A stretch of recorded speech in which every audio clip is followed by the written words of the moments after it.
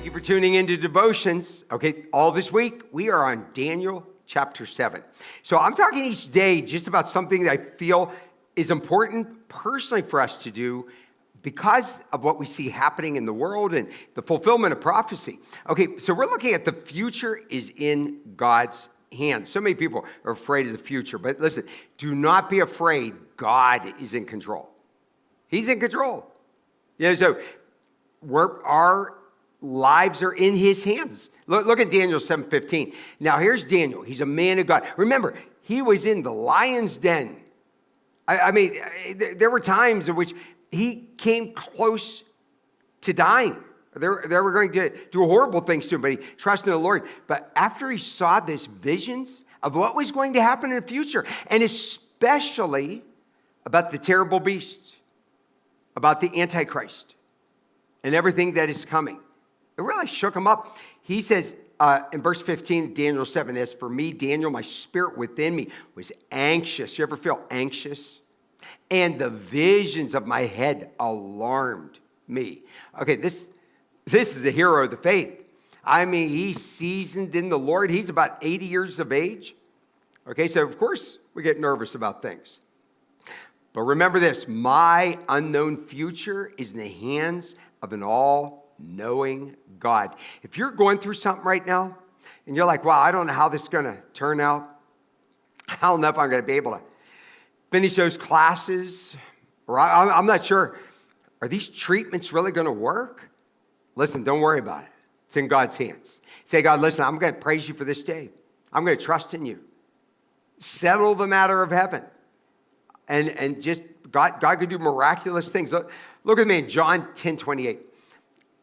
He says, talking about believers, his children, because I give unto them eternal life, and they will never perish. And no one will snatch them out of my hand. In the next verse, Jesus says, they're in my Father's hand, and nobody's going to take them out of my Father's hand.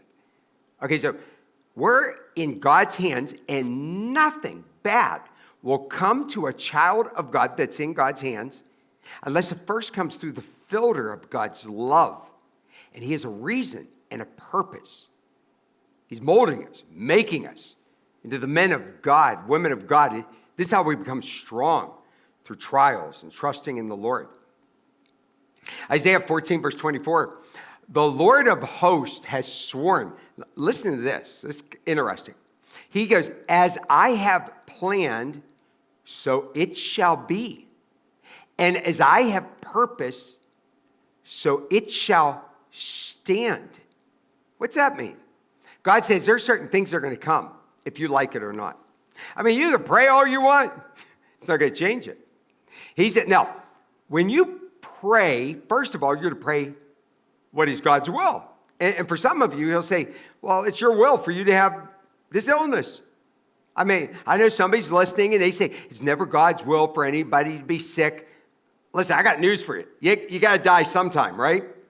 Not only that, if it wasn't for sickness, if it wasn't for trials, if it wasn't for heartache, if it wasn't for loss, you would never get strong. You would never feel the power of God come upon your life. He says there's certain things that happen. He goes, I planned it. That's the way it's going to be. He says, I have a purpose for it, and I stand upon what's going to happen.